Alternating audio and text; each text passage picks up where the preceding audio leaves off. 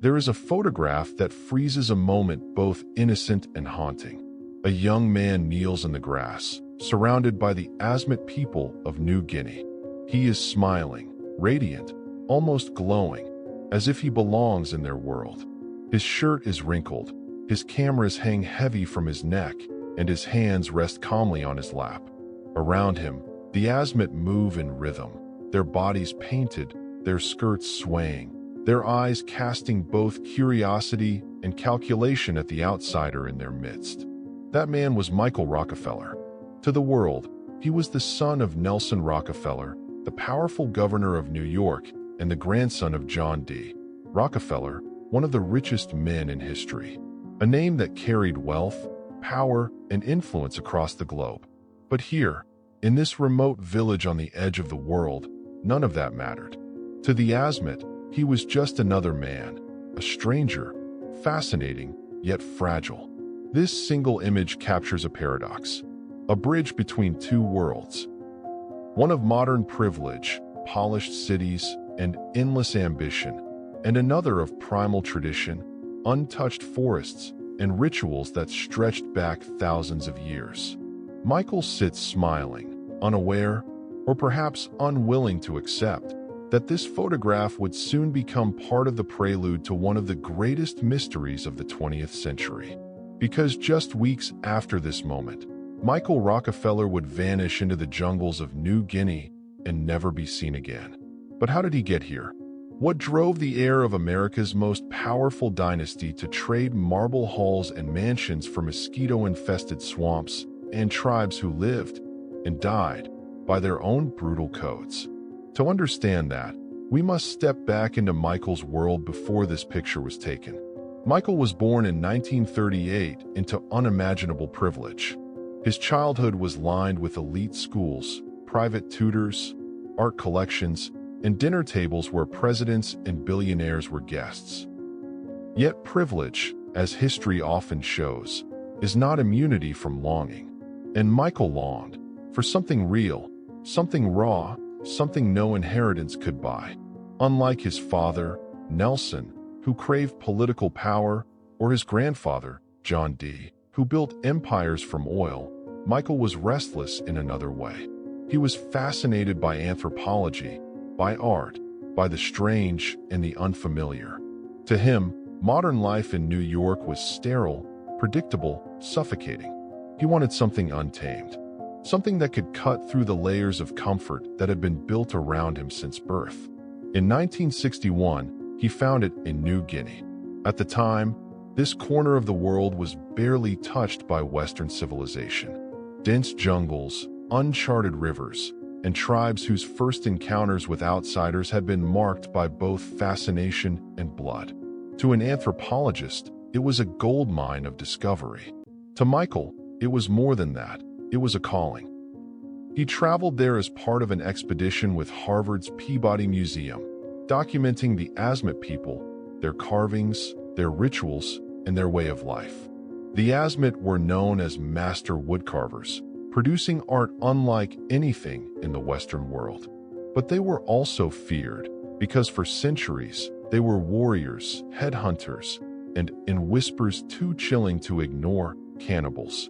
And yet, in the photograph, Michael looks at ease, almost enchanted. The Asmat dance around him, their chants echoing through the humid air. Their spears glint in the fading sunlight. Their movements blur in the camera's frame, while Michael remains still, calm, smiling. To the outsider's eye, it looks almost like harmony, as if he had been welcomed, absorbed, even embraced. But harmony in New Guinea was always fragile. The smiles could vanish as quickly as a storm sweeps across the sea. And Michael, perhaps blinded by his own sense of adventure, did not see how dangerous his path was becoming.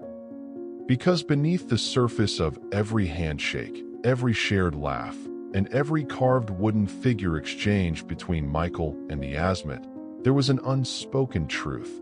To them, he was still a foreigner. And in a land where outsiders had brought missionaries, soldiers, and colonial control, the presence of a white man was not always welcome. Looking at this photo today, it is easy to forget what came after, to focus on the smile, the innocence, the curiosity. But history has a cruel way of giving photographs more weight than their subjects ever imagined. This was not just a young man exploring the world. This was the final chapter beginning, though he did not know it yet. In less than a month, Michael Rockefeller would disappear. His boat would overturn on a river thick with crocodiles. His companions would watch him swim toward shore, never to return. And in the silence that followed, theories would swirl. Was he taken by the river, by the sea, or by the very people he tried so hard to understand? This photograph, then, is not just an image. It is a prophecy, a fleeting smile before the storm. And so, the question remains, did Michael Rockefeller's hunger for adventure lead him to enlightenment or to doom? In the next part, we'll step into the journey itself, the voyage through swamps and rivers, where every shadow held secrets, and where Michael's fate began to tighten its grip. The morning heat in New Guinea did not ease. It pressed down like an invisible weight. For outsiders like Michael Rockefeller, it was a world that felt both alive and hostile, where the very air seemed to throb with insects, humidity, and the threat of the unknown. To Michael, this was not just a landscape. It was a stage for discovery, a place that might answer a hunger gnawing inside him. He was not satisfied being another Rockefeller living in the shadow of privilege. He wanted to create his own story, one that could not be bought or inherited.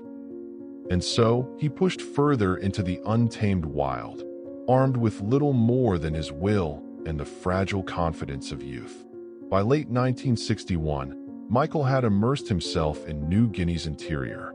He wasn't simply there to observe.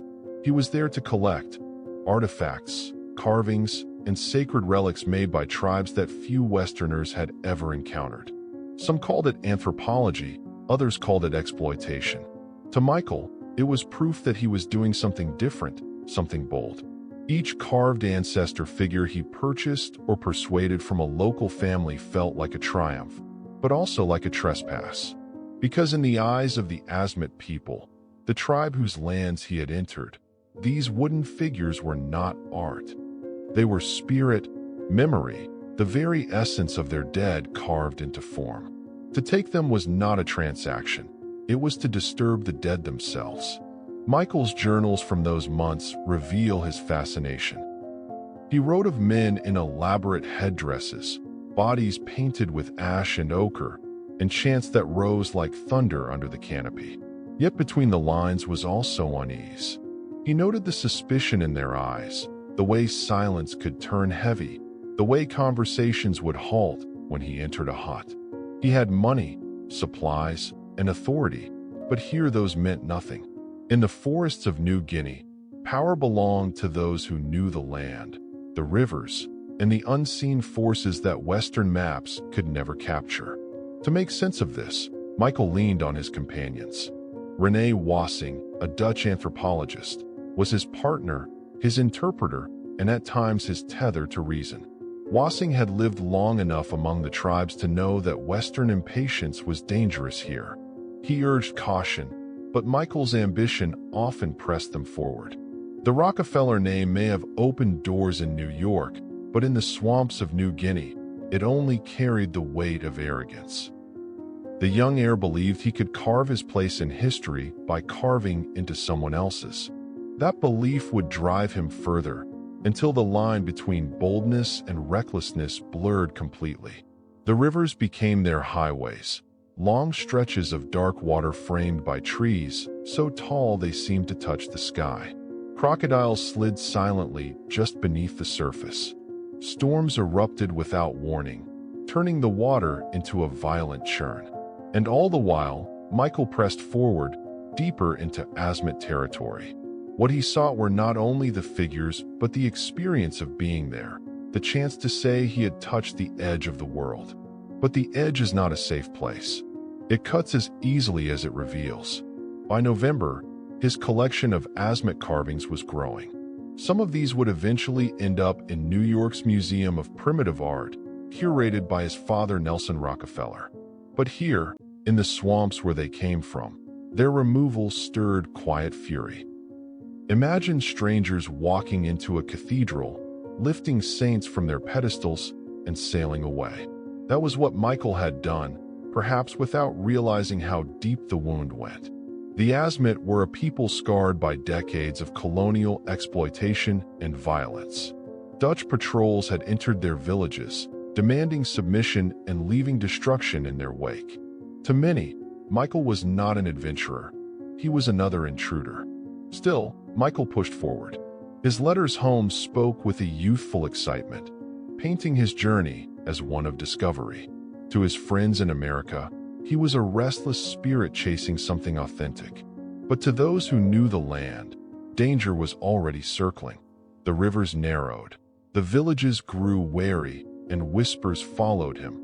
A man who took too much, a man who crossed boundaries invisible to him, but sacred to others. Rene Wassing grew uneasy. He noticed how their presence lingered too long in each village, how the stairs grew colder, how their canoe sometimes felt too exposed on the open river. But Michael brushed it off. He believed he was untouchable, not because of arrogance alone, but because he thought his quest was noble. He was not simply buying art. He was saving it, preserving it for the world to see. But preservation in one world can mean desecration in another. As December approached, the pressure grew. Supplies dwindled. The environment itself seemed to turn against them. Mosquitoes, fever, the endless damp. Michael felt it, but he would not yield. He was determined to leave with something that proved he had been here, that he had not just coasted on the Rockefeller name, but had bled, sweat, and risked something real. And so, he pressed deeper still, into waters where few Westerners dared to go, into villages where every face carried suspicion. In the next part, we'll follow Michael into the rivers and swamps where his expedition began to unravel, where one choice would set in motion the chain of events that still haunt history today. The river was both a lifeline and a curse. For Michael Rockefeller and his small team, the waters of New Guinea carried them deeper into a world few outsiders had ever dared to enter. But as each paddle stroke pushed them forward, the jungle pressed in tighter, whispering promises of both wonder and danger. Michael wasn't just a tourist. He was chasing something far greater than photographs or souvenirs. The Asmat people, one of the most isolated tribes on Earth, lived here. They carved towering totems, intricate figures, and haunting masks. Their culture was raw, violent, spiritual, and utterly unique. Michael wanted to collect these treasures for the Museum of Primitive Art in New York, a project tied closely to his family's legacy. To him, this wasn't just adventure. It was history. But history always has a price. The deeper they traveled, the more the river turned against them.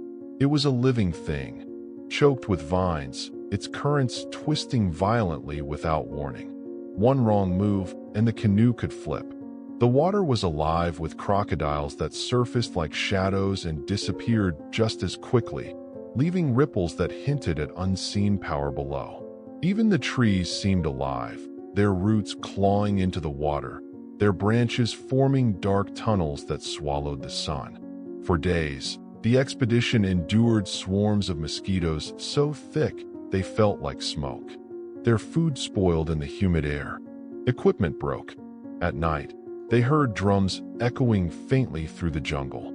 To Michael, it was a call. To the others, it was a warning. One evening, as the sun bled red across the horizon, the group drifted past a cluster of canoes pulled up on a muddy shore. Dozens of Asmat warriors stood there, their bodies painted in ash and ochre, spears gleaming in the dying light. They didn't move. They didn't wave. They simply stared. For a long, heavy moment, no one breathed. Then, without a word, the warriors turned and disappeared into the trees. The silence they left behind was heavier than any threat. Michael tried to explain it away. He told the others that suspicion was natural, that the Asmat were wary of outsiders, but not hostile. Still, his voice cracked ever so slightly. And everyone knew it. Then came the storm. The sky turned black in an instant, and the river became a furious beast. Waves rose and slammed against the sides of their canoe. Rain hammered down so hard it felt like needles against their skin. Lightning split the sky, revealing flashes of jungle and the white eyes of crocodiles lurking nearby. The team fought desperately to stay upright, but the current dragged them like rag dolls. Supplies were swept away, precious carvings lost to the churning water. By dawn, the storm had passed, but the cost was clear.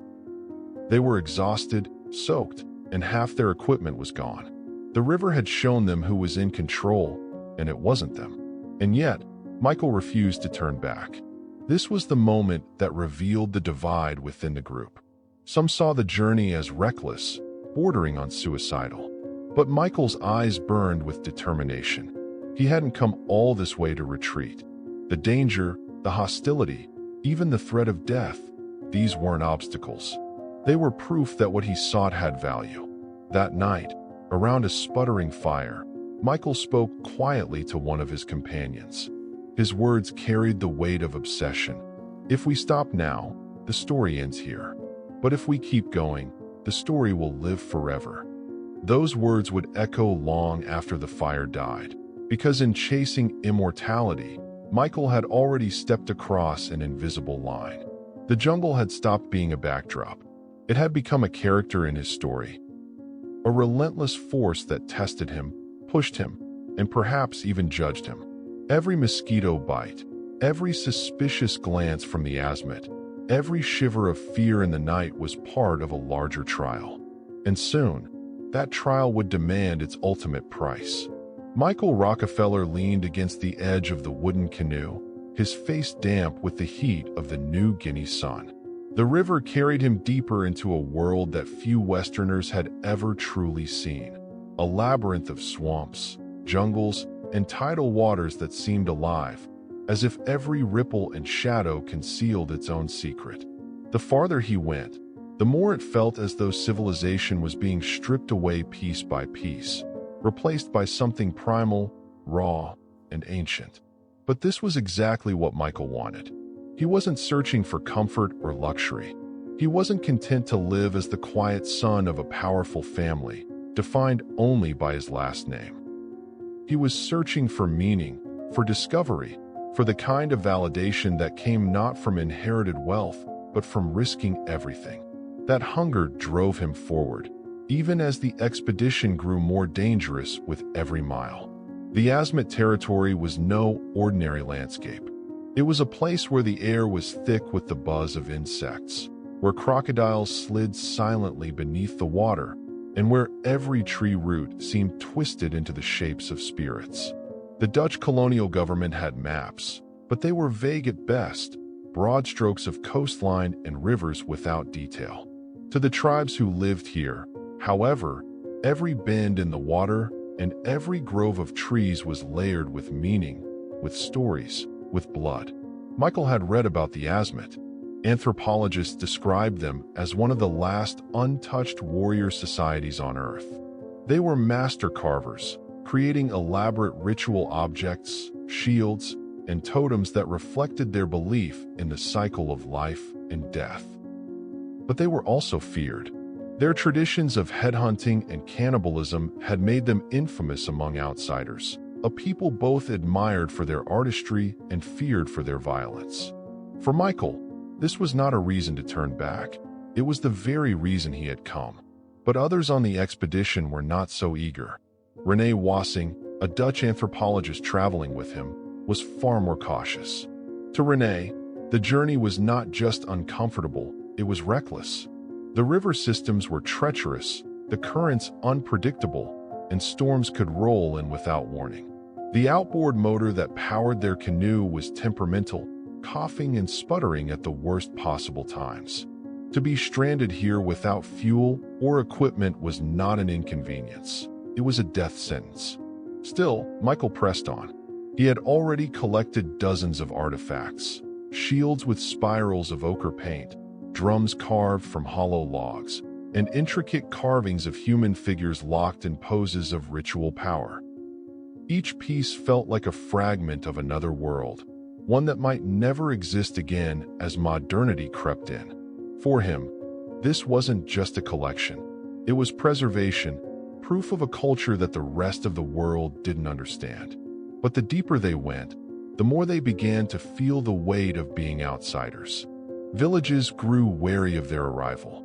Some greeted them with cautious curiosity, others with silence, and some with outright hostility. For the Asmat, strangers on the river often meant trouble. And while Michael believed his charm and wealth could bridge the gap, Renee knew better. Money and diplomacy meant little in a place where honor and revenge dictated everything. By late November 1961, the expedition had reached a breaking point. Supplies were running low, and the river's mood was changing.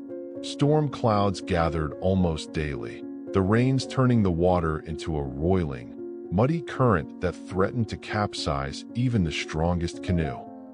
Their motor strained against the waves, its sputtering hum the only sound between crashes of thunder.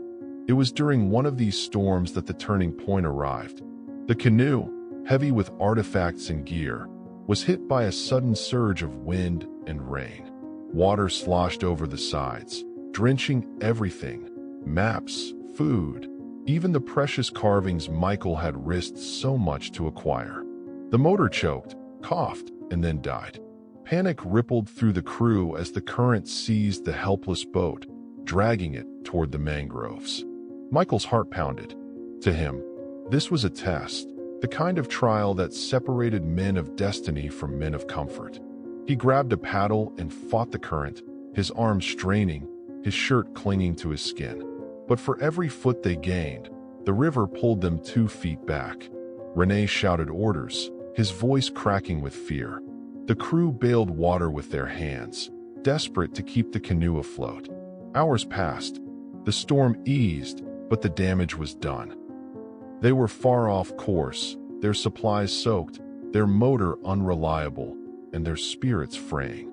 That night, under a canopy of dripping trees, Michael stared at the dark water and felt something he hadn't admitted before: vulnerability.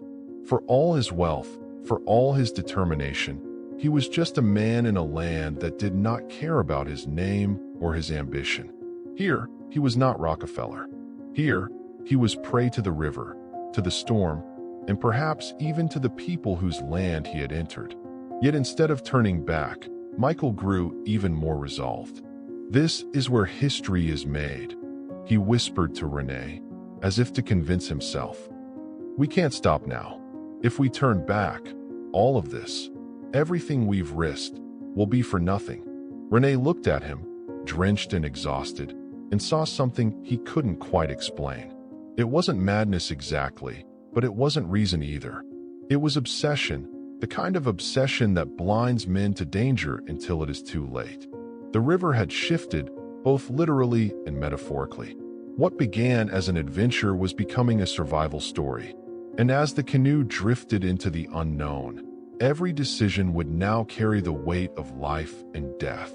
In the next part, we'll follow Michael deeper into this unraveling journey, where exhaustion, hunger, and desperation begin to strip away the illusions of control. Because in the swamps of New Guinea, even the strongest name on earth could vanish without a trace. Michael's journals, what little remained of them, hinted at a growing unease. The optimism that had colored his earlier notes. About the artistry of the Asmat carvings, the thrill of paddling through untouched waters, the chance to step into history, was giving way to entries marked by uncertainty. He spoke of silence that lingered too long after questions were asked, of eyes that watched but did not blink, of rituals that seemed endless, where time itself stretched and twisted until he lost track of day and night. René Wassing, the Dutch anthropologist, later admitted he felt it too. The sense that they were being tolerated, not welcomed. The Asmat, proud and wary, were a people bound by traditions that stretched back centuries. Outsiders had come before, and often those encounters ended in violence. Michael, though respectful, was still an intruder, a foreigner with pale skin, carrying tools and trinkets that shimmered like magic but carried the smell of power. What haunted Renee most were the stairs. Entire villages gathered on the riverbanks, standing silently as the explorers drifted by. Children with painted faces, warriors with spears that caught the sun, elders who muttered words Renee could not translate. Their silence was heavier than shouts. It was a silence that judged. Michael, however, refused to turn back. To him, this was not danger, it was authenticity. He told Renee that history's great explorers had faced the same shadows. He wanted to be remembered not as the Rockefeller who lived off wealth, but as the Rockefeller who earned a place in legend. But the Azimuth world was no stage for his ambition. It was a living, breathing cosmos of spirits, ancestors, and blood debts. To step into it uninvited was to risk more than he could imagine. At one village, Otsjanep, Michael's obsession deepened. The Azimuth were carvers unlike any in the world. They shaped wood into towering bisht poles, ritual totems honoring the dead, demanding vengeance for lives taken. Each pole was not art for commerce, but a promise. A soul's unfinished business carved into wood, waiting to be settled. Michael, dazzled, wanted them. He asked questions, offered gifts, took photographs. But the villagers' answers were evasive, their gestures ambiguous. Renee saw hesitation, even hostility, in the faces around them. There were whispers, low, urgent, spoken in words neither Michael nor Renee could understand. And in those whispers lay the fracture. To the villagers, these foreigners were no longer harmless collectors. They were trespassers meddling in sacred obligations, disturbing spirits that had been restless long before Michael Rockefeller arrived. The tension was no longer invisible. That night, around the fire, Renee caught glances he could not decipher. A young warrior sharpened his spear not with absent-minded habit, but with focus, his eyes never leaving Michael. Women gathered children close, pulling them away from the stranger's camp. The songs, once curious and almost playful, shifted in tone. They grew darker, rhythmic, pulsing like a heartbeat. Michael felt it too, though he refused to admit it. In one entry, he scribbled, "We are close. Too close, perhaps, but I cannot leave now. To leave would mean failure. To leave would mean my name is meaningless." The next day, they pressed deeper into the swampy channels. The world around them seemed to narrow, rivers no wider than the boat, trees leaning in until the canopy blocked out the sky. The jungle was no longer background. It was closing in, suffocating. And in its shadows, the Azimuth followed. Sometimes glimpsed at a distance, standing at the water's edge. Sometimes nothing at all, just the ripple of paddles echoing far too close. Renee confessed years later that he began to fear not just for Michael's safety, but for his sanity.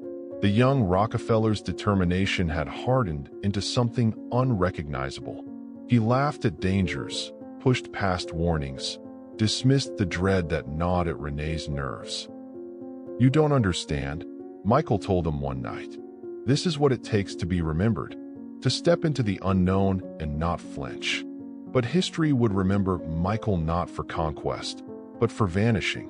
One evening, as dusk bled into night, the explorers reached another village.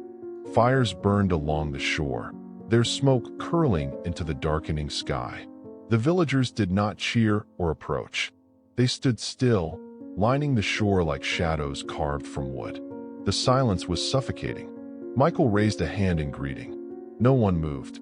Renee whispered, "They don't want us here." Michael ignored him, stepping forward, offering trade goods with a forced smile. A few children peeked out from behind their mother's legs, eyes wide, faces painted in patterns that glowed in the firelight. Warriors stood in the front, spears upright, their expressions blank but unyielding. It was then that Renee noticed something chilling. Among the bisht poles carved in the village square, one was new. The wood still fresh, the lines sharp, and on it, painted in ochre, was a figure with pale skin. Was it a coincidence? A spirit yet to be avenged? Or was it a warning? Renee wanted to leave immediately, but Michael pressed on, speaking with gestures, pointing to the carvings, asking questions they could not understand. The villagers gave no answer, only silence and stares that cut deeper than words. That night, Renee could barely sleep. He heard footsteps outside the hut where they lay. Whispers, the crack of branches, and then nothing. Only the endless hum of the jungle. In his mind, the suspicion grew into certainty. They were no longer guests. They were marked. The expedition that began with promise was now steeped in dread. And for the first time, Michael's unshakable confidence began to waver. His journal grew fragmented, words scrawled hastily, as if written in haste before the page itself was taken by the swamp. He wrote only one line with clarity. Something is watching us. I can feel it. The shadows were no longer around them. They were closing in. The days wore on, and the deeper Michael and Renee ventured, the more the land itself seemed to resist them. The swamps grew thicker, the rivers slower, the silence heavier. Every paddle stroke echoed against walls of tangled mangroves, as if the jungle was listening. And yet, it wasn't the silence that unnerved Renee most. It was the voices that broke it. Around village fires, the Asmat men spoke in low tones about omens. They said the spirits had grown restless, angered by outsiders who dared to disturb the balance. To Michael, it was fascinating, a window into a belief system that had never been documented in the West. To Renee, it felt like a warning. One evening, they were invited to witness a ritual deep within an Asmat longhouse. Smoke from burning sago leaves filled the air, wrapping the carved poles and painted shields in a haze. Men chanted, their voices rising in unison, while others stamped their feet on the wooden floor until it trembled like thunder. A young warrior, his body painted in ash and ochre, raised a spear high and shouted words that neither Michael nor Renee could understand. But they didn't need translation. The tone was sharp, furious, almost a declaration. Renee shifted uncomfortably. He later admitted that in that moment, he felt like they weren't just observers, they were the target. Michael, however, leaned forward, eyes locked, utterly captivated. He scribbled notes, sketched the designs on the shields, asked questions through translators, and pressed further than any Westerner had dared. But in the days that followed, their welcome grew thinner. Food was slower to come. Smiles became forced. At night, Renee noticed shadows gathering just outside their hut, whispers carried by the wind. The interpreter dismissed it as nothing. Renee wasn't so sure. There were stories circulating among Dutch officials in the region, stories Renee had overheard but never dared to share with Michael. Rumors of violence, of missionaries who had disappeared, of raids between rival villages where captives were never seen again. The word headhunters had been whispered more than once. Still, Michael brushed it aside. He believed that openness, respect, and curiosity would shield him, just as they had so far. But Renee could feel it. Their time was running out. One night, as they prepared to move further upriver, Renee awoke to the sound of drumming in the distance. It was faint at first, then louder, rolling like thunder across the jungle. He stepped outside and saw flames flickering from the direction of a village they had just visited. The chants returned, fierce and guttural, rising with the smoke. Renee wanted to tell Michael they should turn back, that whatever they were chasing wasn't worth the risk. But when he saw Michael staring into the darkness, he knew there was no stopping him. Michael's face wasn't afraid. It was alive, lit by obsession. That was when Renee realized something chilling. Michael wasn't just documenting the Asmat. He was chasing them, chasing their secrets, their rituals, their danger, as if by capturing it, he could touch something eternal. And in that pursuit, he was stepping blindfolded toward disaster. The sun dipped low over the horizon as Michael Rockefeller's canoe glided toward the cluster of Papuan huts. The thatched roofs glowed amber in the fading light, and the jungle behind them breathed like a living wall, restless and eternal. This was not just another remote settlement. It was a place whispered about in rumors, the kind of village where outsiders were rarely seen and even more rarely welcomed. Michael's pulse quickened, not just with fear, but with a strange fascination. He had wanted the real New Guinea, and now he had arrived at the heart of it. The villagers noticed him before he even stepped ashore. Silent figures appeared on the banks, their eyes following him, their spears and bows held with casual authority. Children peered from behind elders, their faces unreadable, neither hostile nor welcoming, simply observant. Michael, with his sharp features and sunburned skin, looked impossibly foreign. He was a figure out of place, a man who carried the weight of one world into the sacred ground of another.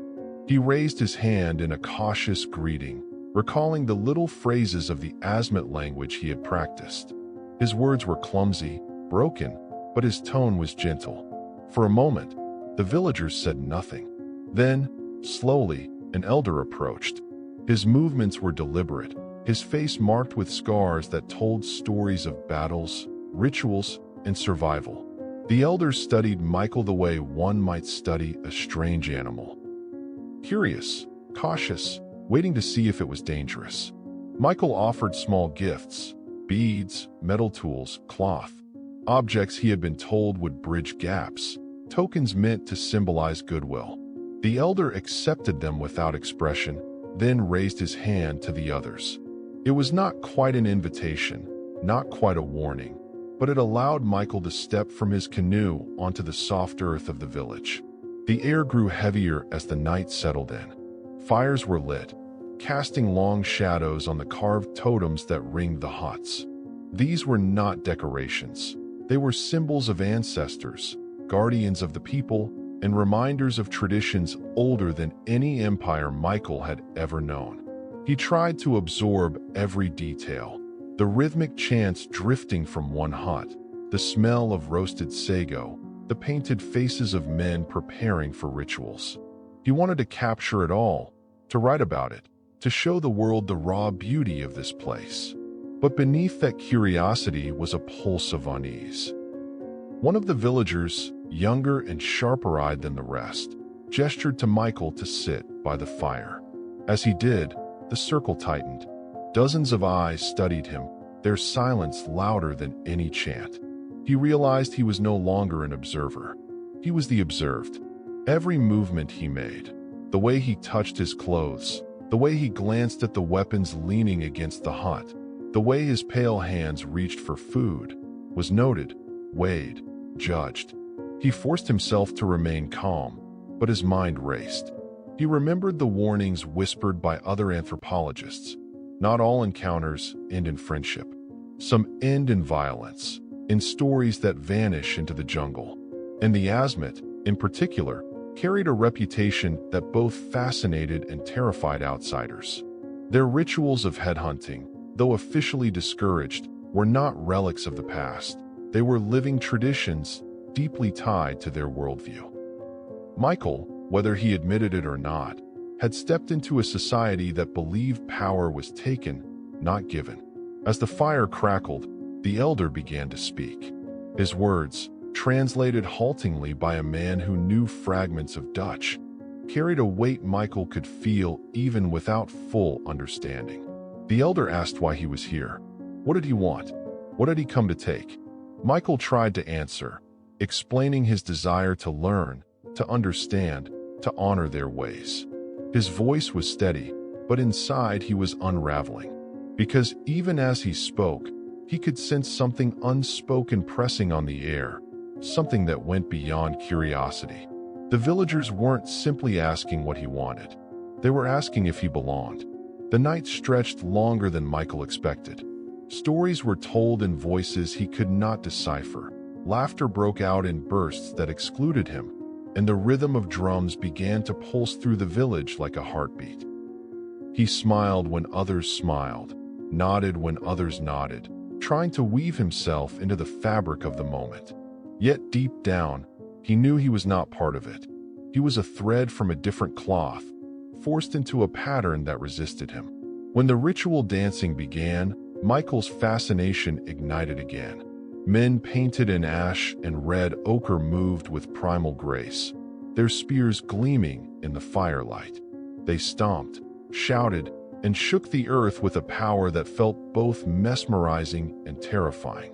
Michael scribbled notes by the firelight, his eyes wide, his pen struggling to keep up.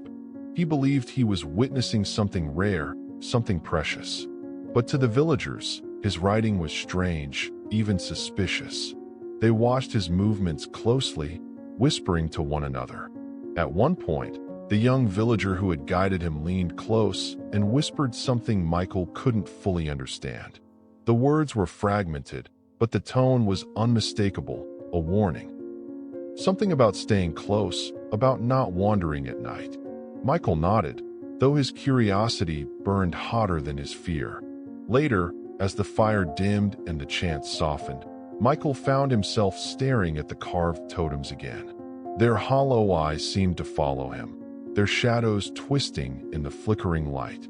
He thought about home, about the safety of New York, about the people who would never imagine him here in this moment.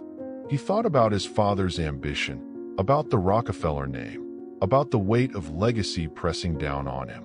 And then he thought about the silence of this village, a silence that carried judgment and mystery in equal measure.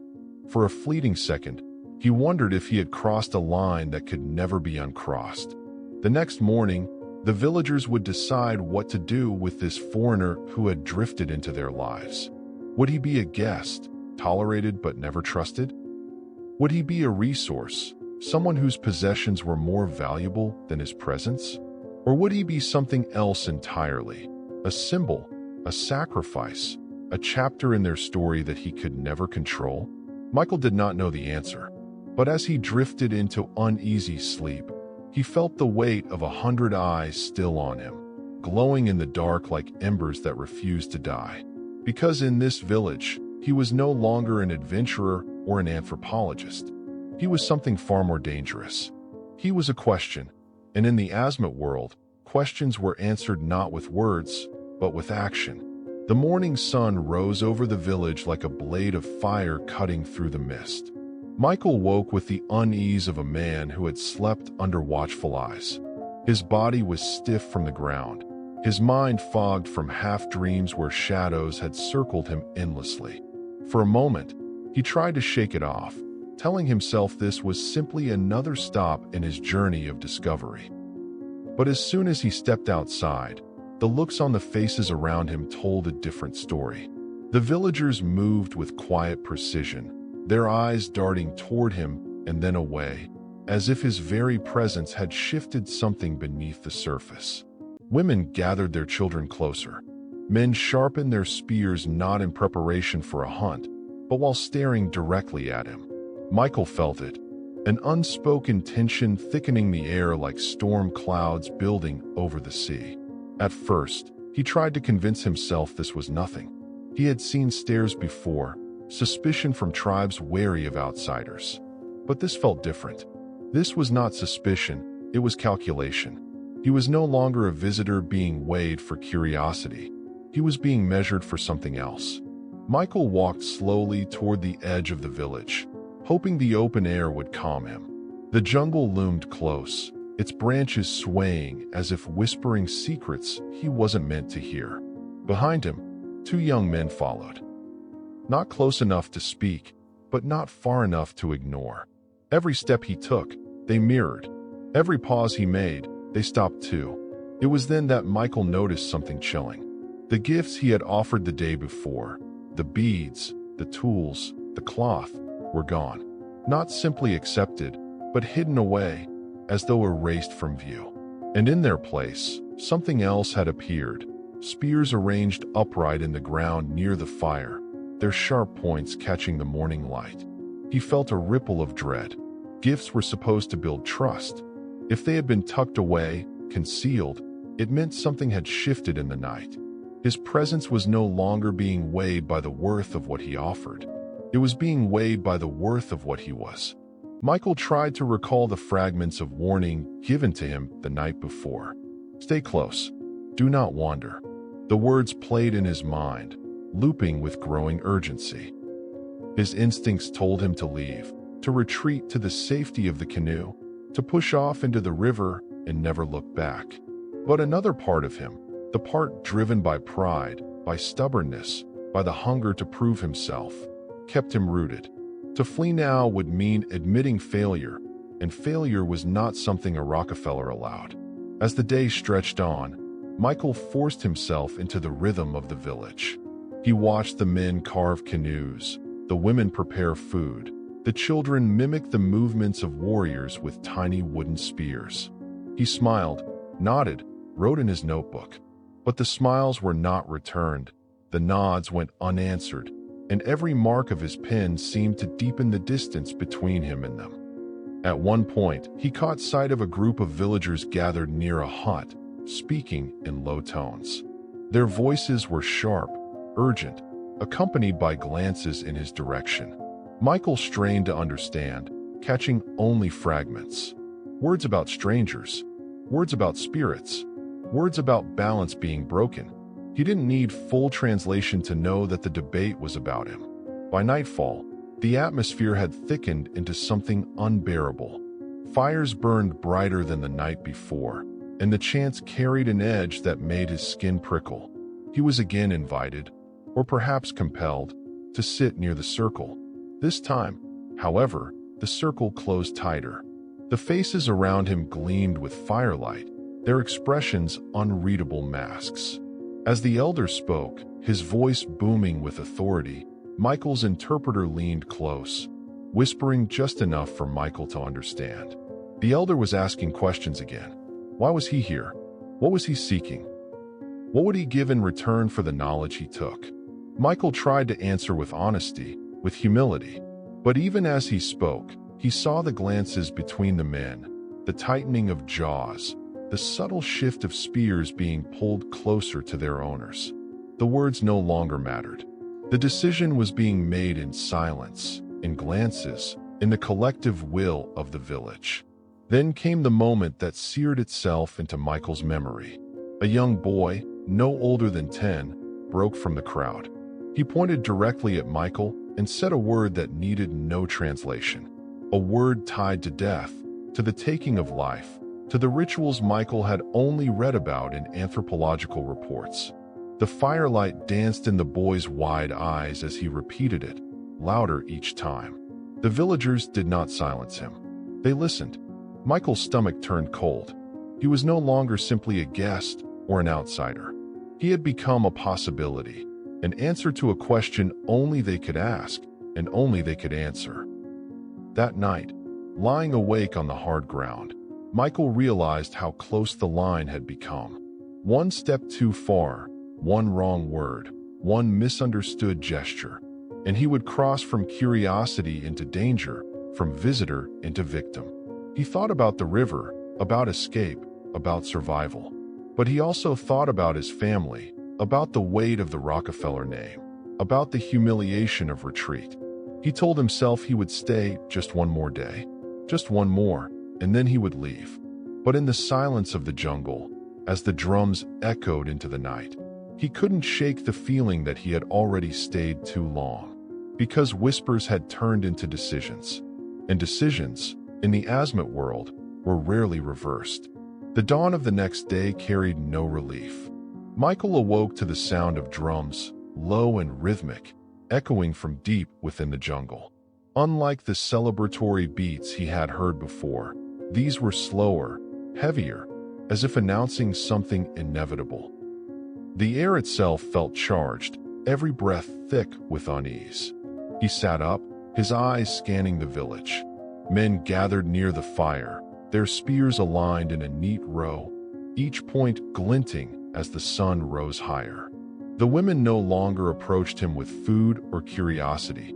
Instead, they avoided his gaze, pulling children away when he passed. Even his interpreter kept a strained silence, his usual half-smiles replaced with lips pressed tightly together. Michael tried to push aside the unease. He told himself he had survived countless moments of tension before, that every great explorer faced resistance. But beneath his bravado lay a gnawing realization. This time, he was not the one in control. As the day stretched on, he walked toward the river, desperate to anchor himself with something familiar. The water shimmered, the current pulling steadily toward the sea. It was freedom, only a canoe away. Yet when Michael glanced back, two young men stood at the edge of the trees, watching. Their stance was casual, but their eyes betrayed intent. He was no longer free to move where he wished. Later that afternoon, a gathering formed around the elder's hut. Michael's interpreter urged him not to go, but curiosity, or perhaps pride, pulled him closer. The crowd was larger than before, every villager present, their faces set with the weight of decision. At the center stood the elder, his voice deep and steady, carrying the authority of centuries. The interpreter whispered fragments of the speech. The elder spoke of balance, of spirits unsettled, of debts unpaid. The words circled the same theme. Something had been disrupted, and it could only be restored with an offering. Michael's chest tightened. He didn't need a perfect translation to understand the undertone. The offering might be him. The villagers responded in low murmurs, nods passing through the crowd like a wave. Spears were lifted from the ground, not brandished yet, but held. It was a signal, subtle but unmistakable, that a line was being crossed. Michael forced himself to speak, his voice calm though his heart thundered. He offered more gifts, his camera, even promises of tools and trade if they allowed him safe passage back to the coast. But his words seemed small, swallowed by the firelight and the steady gaze of men who had already made up their minds. When the elder raised his hand, silence fell. He spoke a single phrase, deliberate and final. The interpreter froze, his face pale, refusing to repeat it. Michael asked again, demanded even, but the interpreter only shook his head. "It is not good," he whispered. "Not for you." That night, Michael lay awake again, listening. The jungle was alive with sound, the chirp of insects, the distant cry of animals. But beneath it all, he heard something else. Low voices outside his hut, moving back and forth, discussing, deciding. He caught words repeated over and over, words tied to blood, to cleansing, to spirits that demanded balance. He turned onto his back, staring at the thatched roof above him. The decision was near. He felt it in the drum beats, in the sharpened spears, in the silence of the children who no longer dared to look at him. He tried to tell himself he would leave at first light, escape into the river, paddle until the sea opened before him. But even as he clung to the thought, he knew it might already be too late. For in the world he had entered, decisions were not words, they were actions. And the point of no return had passed quietly, without his noticing. In the next part, the jungle will reveal whether Michael was a trespasser who crossed a sacred line, or a sacrifice chosen to restore what had been broken. The night of November 19th, 1961, pressed down heavy and suffocating. A fire burned in the center of the village, its light throwing tall shadows that danced across the huts and faces of the Asmat people. The drums were slower now, deliberate, as if each beat carried the weight of judgment.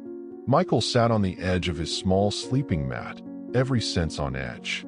He had lived among them for weeks, traded gifts, shared laughter, even believed, for fleeting moments, that he was welcome. But tonight was different. He felt it in the silence between the beats of the drum, in the way eyes avoided his, and in the air, thick with anticipation. The interpreter avoided his gaze, refusing to translate the conversations happening around the fire. When Michael pressed him, he shook his head. "Do not ask. Do not listen. Just be still." But how could he be still when every instinct screamed that the night was spiraling towards something irreversible? Suddenly, the chanting began. Low at first, almost like a hum, then louder, pulsing with energy. The villagers circled the fire, their movements synchronized, their voices rising in rhythm. Spears glinted in the firelight, lifted high. then struck the ground in unison. It was not a dance of welcome. It was a ceremony. Michael's chest tightened. He forced himself to breathe evenly, his mind racing. Should he run now? Into the jungle? Into the river? But where could he go? The swamps stretched for miles, the currents unforgiving, and every path was theirs, not his. One of the younger men approached him, laying a hand on his shoulder. Not rough, but firm. A gesture that said, "You will stay."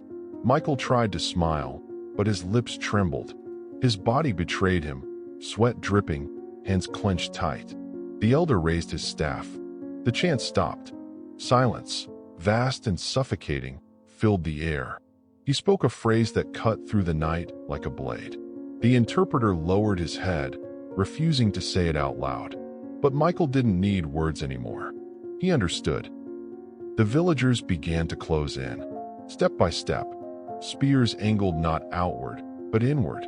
His heart pounded so violently he thought it might burst. He staggered backward, his foot catching the edge of his mat, his eyes darting toward the river in the distance. The silver shimmer of moonlight on water called to him, the only chance left. And then, chaos.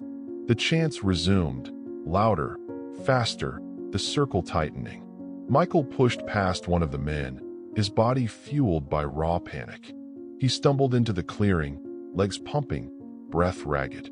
Behind him, the rhythm of the drums pounded like a heartbeat, chasing him into the darkness. He reached the edge of the river, his lungs screaming for air. The canoe was there, half pulled onto the bank. Salvation within reach. He shoved it forward, water splashing as it slid into the current. But shadows surged behind him. Figures rushing, voices shouting, feet pounding the earth. Michael leapt into the canoe, his hands grasping for the paddle. The river took him, the current swift and cold, pulling him into the black expanse. He dug the paddle into the water, frantic, the jungle blurring past on both sides. For a brief, breathless moment, he thought he had escaped. But the voices carried over the water. Dozens of them. The sound of canoes being dragged into the river followed, their paddles cutting clean, swift strokes. The current that promised freedom now betrayed him, its open surface exposing his every movement under the pale glow of the moon. Somewhere in the darkness, a spear struck the water with a hiss. Then another. Ripples spread, closing the distance. Michael gritted his teeth, forcing the canoe forward, each stroke of the paddle weaker than the last. He looked over his shoulder and saw them, canoes slicing through the current, silhouettes of men who knew these waters as intimately as the lines of their palms. The jungle watched in silence. The river carried its secrets. And in that final stretch of night, the story of Michael Rockefeller dissolved into darkness. Some say the river swallowed him whole, a tragic accident of exhaustion and panic. Others whisper that the Asmat caught him, and his disappearance became part of a ritual too sacred, too haunting, to ever be spoken aloud. What we know for certain is this: Michael Rockefeller was never seen again. In the next part, we will unravel the aftermath, the search, the rumors, and the theories that turned one man's disappearance into one of history's most enduring mysteries. Morning came to the swamps of New Guinea as if nothing had happened. The river shimmered beneath the rising sun, the jungle alive with birdsong. But one man was gone, erased as if the night itself had claimed him. When Michael Rockefeller failed to return, the world stirred. Back in New York, headlines screamed his name. The son of Nelson Rockefeller, heir to one of America's most powerful families, had vanished in the most remote corner of the earth. It was a story made for front pages. Wealth, power, mystery, and the kind of danger most Americans only saw in adventure novels. The official search began within days. Military planes circled the coast. Patrol boats scanned every inlet, every mangrove. Hundreds of men were mobilized, both Dutch colonial authorities and American personnel. They combed the jungles, questioned villagers, offered rewards. For weeks, the swamps echoed with the sound of helicopters, and outboard motors. But there was no trace. No canoe. No paddle. No body. Nothing. The official explanation came swiftly. Michael had drowned. He had tried to swim across the river after his canoe capsized, but the current was too strong. It was tragic, yes, but ordinary. A fate sealed by nature, not by man. But few believed it. Not really. Whispers traveled faster than the search teams. Villagers spoke in hushed tones of a foreigner taken in the night, of rituals performed in secret, of bones hidden deep in the jungle. Anthropologists and missionaries who had lived among the Asmat for years quietly admitted that such a possibility was not only plausible, it was likely. The region was still raw from decades of violence, from colonization, from cultural clashes. In some villages, the act of taking a life was not murder, but balance. Retribution, a cycle older than the maps Europeans brought with them. Decades later, journalists, authors, even detectives would return to the same rivers, the same swamps, chasing shadows of the truth. Some claim to have seen proof. Skulls with unusual features, whispers from villagers who confessed in private what they denied in public, stories passed from elder to elder about the night the foreigner never left. And yet, no evidence has ever surfaced that could stand in a courtroom or a history book. No photographs, no bones confirmed. Just smoke without fire, or perhaps fire too carefully buried to ever be seen. For the Rockefeller family, the loss was unspeakable. Nelson Rockefeller carried the weight until his final days, always insisting on the drowning explanation, even as the rumors clawed at the edges of truth. For Michael's siblings, the silence was worse than certainty. To lose a brother is pain enough, but to never know how, why, or where is torment. And for history, Michael's disappearance remains suspended between two worlds. Was he the victim of bad luck, swallowed by the same river that had carried explorers for centuries? Or was he the outsider who crossed a boundary he never truly understood, paying the price in a place where power and ritual were written not on paper, but in blood? There is a photograph, one of the last ever taken of him, sitting in that small canoe, gazing across the endless water. His face is calm, almost defiant, as if daring the world to follow him. That image has become more than just a picture. It is a reminder of the fragile line between civilization and wilderness, between adventure and peril, between life and disappearance. And perhaps that is why the mystery endures. Because Michael Rockefeller's story is not just about one man. It is about the human hunger for discovery, the arrogance of power, and the timeless truth that some places are not meant to be conquered. He left behind no grave, no monument, only questions. And sometimes, questions are more powerful than answers. Because in the end, Michael Rockefeller's greatest legacy may not be his art collection, his famous name, or even his tragic disappearance. It may be this enduring silence, the silence of the jungle, the silence of the river, and the silence of a mystery that refuses to die. In that silence, the legend was born.